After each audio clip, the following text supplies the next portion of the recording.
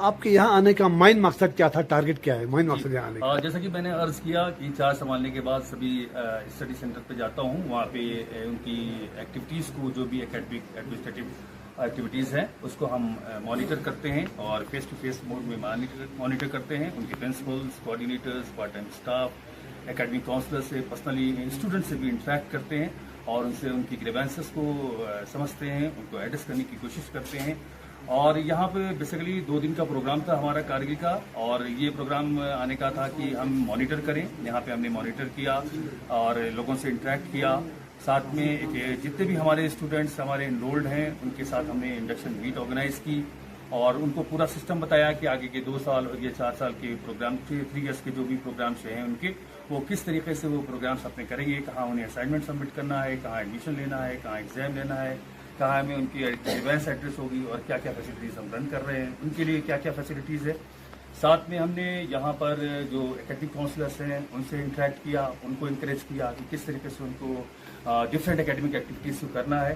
साथ में कल मैं गवर्नमेंट एजेंसी से जो यहाँ पे एग्जीक्यूटिव काउंसलर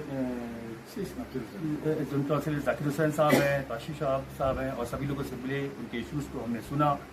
और साथ में कल जो लोकल पीपल हैं उनके पास भी गए, उनसे मीटिंग्स की, जो गवर्नमेंट कॉलेज के प्रिंसिपल्स हैं उनसे, यूनिवर्सिटी के डायरेक्टर हैं उनसे इंटरेक्शन हुआ, कलेक्टर रात में आए, काफ़ी देर तक हमने बात की।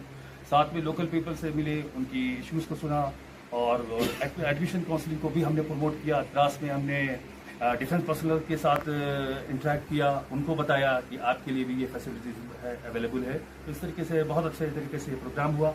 ओवरवेलमिंग रिस्पांस था स्टूडेंट्स का, काउंसलर्स का, स्टेक होल्डर्स का, गवर्नमेंट एजेंसीज का। इस तरीके से ये प्रोग्राम यूजुअली एक कन्वेंशनल मोड ऑफ एजुकेशन के तहत पूरे वर्ल्ड में पढ़ाई होती थी, और उसमें क्या होता कि स्टूडेंट और टीचर का डायरेक्ट रब्ता होता था। कॉलेज में जाते थे, अपने एक सेट टाइम पीरियड में एडमिशन, एग्जामिनेशन, स्टडी करते थे, और सारी उनको एडमिनिस्ट्रेटिव और एकेडमिक फैसिलिटीज़ एक ही सेंटर पे मिलती थी। वहीं लाइब्रेरी होते थे, वहीं पे क्लरिकल स्टाफ होते थे। लेकिन चूंकि एक लिमिटेड इंफ्रास्ट्रक्चर और लिमिटेड कॉलेजेस होने के नाते और बहुत बड़ी पॉपुलेशन है हिंदुस्तान की 140 करोड़ की, तो उनमें सभी लोगों की नीड को केटर करने के लिए ये open and distance learning mode of education का कॉन्सेप्ट रखा गया। और इसमें ये होता है कि ये 3 टियर सिस्टम होता है। इसमें स्टूडेंट्स और टीचर्स के बीच में डिस्टेंस होता है, जिसकी नीड को केटर करने के लिए हम टेक्नोलॉजी को यूज़ करते हैं। और साथ में ये ओपन है, सभी लोगों के लिए ओपन होता है, ओपन फॉर ऑल। इसमें कोई age group, drop out cases, different person, home makers, सभी के लिए ये सारी फैसिलिटीज़ अवेलेबल है।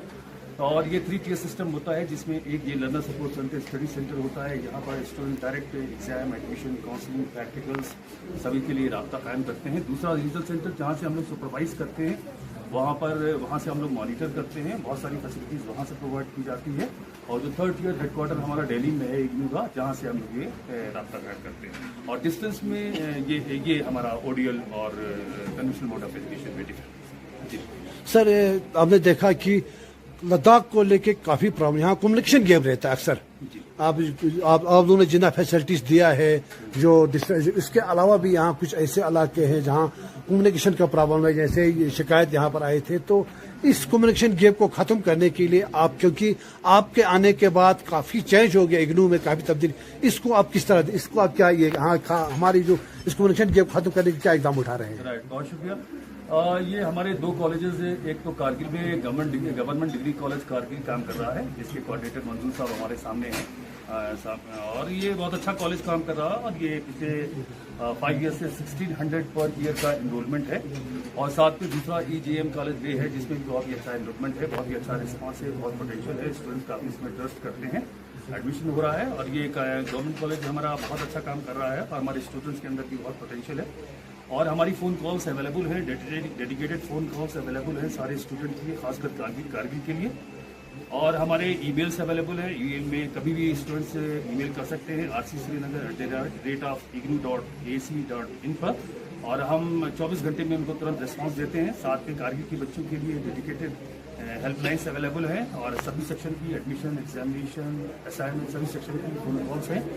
इसके अलावा जो सबसे खास बात मैं आपको ये बताऊं कि हमारे जो प्रोजेक्ट और सिनॉप्सिस जितने भी होते हैं, वो सारे प्रोजेक्ट सिनॉप्सिस के लिए कारगिल के और लद्दाख के बच्चों के लिए, लेह के बच्चों के लिए स्पेशली हम लोगों ने ऑनलाइन वाइवा का कॉन्सेप्ट रखा हुआ है। स्टूडेंट्स को किसी भी प्रोग्राम चाहे M education, M psychology, anthropology, MLIs और बहुत सारे प्रोग्राम्स को लेकर स्टूडेंट्स को वहां पर जाकर वाइवा देना नहीं होगा। एक्सट्रीम विंटर सेशन में वो घर पे बैठकर ऑनलाइन वाइवा दे सकते हैं। तो और ख़ास बात यहाँ पर यहाँ के जो मोस्टली शेड्यूल ट्राइब से स्टूडेंट्स हैं तो उनके लिए हमारी यूनिवर्सिटी ने ग्रेजुएट प्रोग्राम्स में BA, BSc और BCom के प्रोग्राम्स में 50% फी कंसेशन का रखा हुआ है। तो इस तरीके से बहुत सारी फैसिलिटीज़ है। साथ में मैं ये भी सोच रहा हूँ कि यहाँ पर जो यूनिवर्सिटी ऑफ लद्दाख है उनमें अभी मैं देख के लिए जा रहा हूँ और वहाँ के वाइस चांसलर साहब से बात करूँगा। और कल रात में काफ़ी देर तक यहाँ के जो यूनिवर्सिटी ऑफ डे की जो कैंपस है वहाँ पे मेरी बात हुई इनके डायरेक्टर से जो हेड हैं। मैं चाहता हूँ कि यहाँ पर एक साइंस प्रोग्राम जो हमारे खासकर MSc और मैथमेटिक्स है, फिजिक्स है, केमिस्ट्री, अप्लाइड केमिस्ट्री, जियोग्राफी, इन सब प्रोग्राम्स के लिए एक साइंस प्रोग्राम अगर ये इंट्रोड्यूस कर दिया जाता है तो यहाँ के कारगिल के स्टूडेंट वाले के लिए काफ़ी मुफीद हो। सर कुछ मांग था जैसे धनस्कार है द्रास में स्टडी सेंटर के लिए, तो इस पे कुछ है थोड़ा? देखिए स्टडी सेंटर की काफ़ी कुछ शरायतें होती हैं, टर्म एंड कंडीशंस होती हैं, काफ़ी है क्योंकि हमें काफ़ी एक्सपेंडिचर यूनिवर्सिटी को बॉन्ड करना पड़ता है।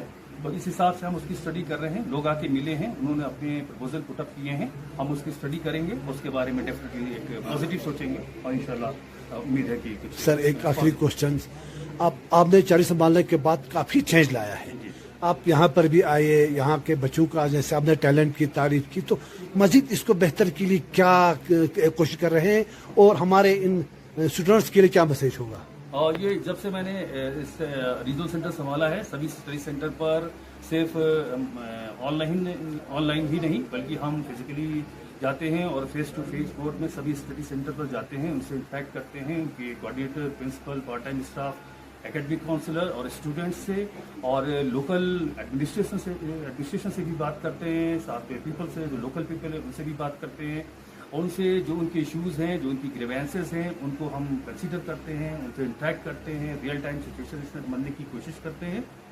और उसके साथ ही अब जब से मैंने चार्ज संभाला है तब तक ऑनलाइन मोड में मैंने एक सिस्टम किया हुआ है कि जो भी एक्टिविटीज़ हो रही हैं, एकेडमिक एक्टिविटीज़, चाहे काउंसलिंग हो, चाहे लैब काउंसलिंग, चाहे एग्जामिनेशन, वो रियल टाइम सिचुएशन में होनी चाहिए। उसकी टाइम पर हमारे व्हाट्सएप ग्रुप्स अवेलेबल हैं जिसमें पूरी टीम हमारी मॉनिटर कर रही है और वो WhatsApp group geo tag photo हमको शेयर करते हैं, हम उसको मॉनिटर करते हैं।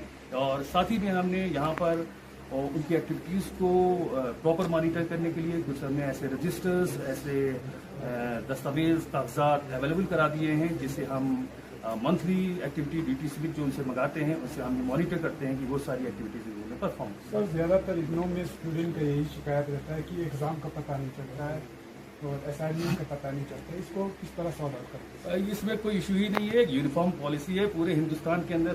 1000 स्टडी सेंटर्स पर, लर्नर सपोर्ट सेंटर पर हम हर साल एक इसका सेट पैटर्न है। एग्जामिनेशन डेट कभी भी चेंज नहीं होती है, एक्सट्रीम विंटर में भी हम लोग कभी चेंज नहीं करते हैं, एक्सट्रीम वेदर में भी।